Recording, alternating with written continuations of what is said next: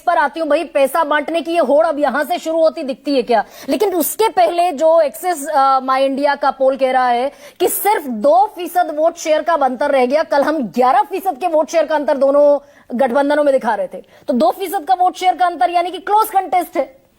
ठीक है, मैं अपने आप को उससे बरी करता हूं। मैंने आपको कहा था कि 209 सीट देख के मैं आया हूं, जो आपने नहीं देखा था, तो मैं उससे मुतमईन नहीं था। ऐसी जब स्थिति होती है तो जमीन चीख चीख कर ये कहती है कि किसी को चुनाव लड़ने की जरूरत ही नहीं है। हम बहुत खुश है भाई, जो सरकार चल रही है वो सरकार आएगी। 209 और 210 सीटों वाली जब ऐसी स्थिति होती है तो वो जमीन पे दिखने लगता है, वो एम्बियंस दिखने लगता है, वो चीखता है। वैसी स्थिति नहीं थी। लेकिन हां, मैं कल भी कह रहा था कि नीतीश कुमार के खिलाफ ऐसी एंटी इनकम्बेंसी नहीं दिख रही थी कि नीतीश कुमार को उखाड़ के फेंकना है।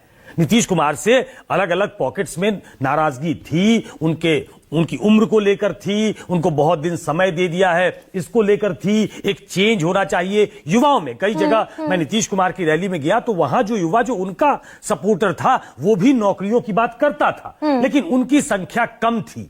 महिला, मैंने कल भी कहा कि जो सबसे बड़ा ड्रॉबैक मैंने तेजस्वी के यादव के की रैलियों में देखा या उनके समर्थक वर्ग में देखा कि महिलाएं नदारद दिखती हैं।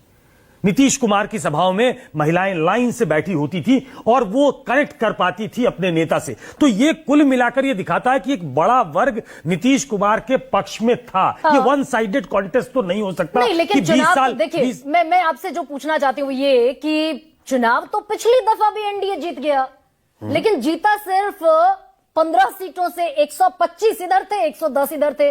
जीता सिर्फ 15 सीटों से और सिर्फ 11,150 वोटों से।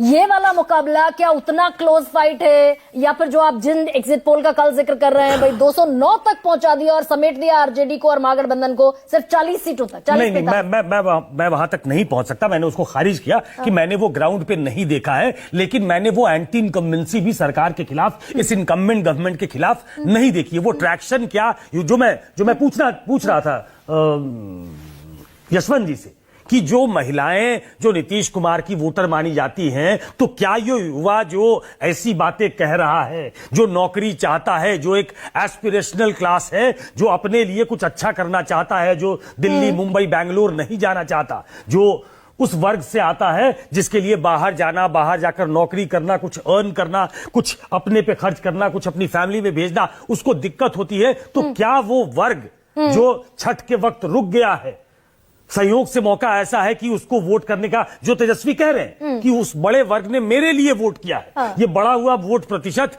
हमारे वहां होने का नतीजा है कि मैं एक ऑप्शन के तौर पे दिखा हूं।